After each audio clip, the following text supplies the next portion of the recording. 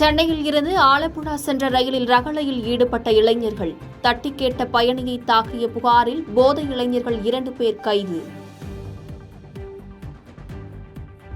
கொடைக்கானலில் பிரையண்ட் பூங்காவில் நடைபெற்று வந்த 10 நாள் மலர் கண்காட்சி மற்றும் கோடை விழா நிறைவு.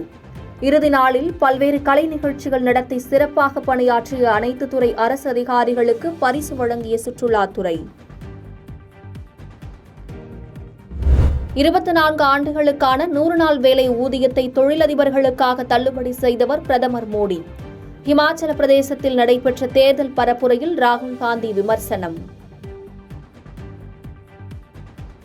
பாதகம் செய்பவரை கண்டால் நாம் பயங்கொள்ளலாகாது பாப்பா, மோதி மிதித்து விடு பாப்பா, அவர் முகத்தில் உமிழ்ந்து விடு பாப்பா.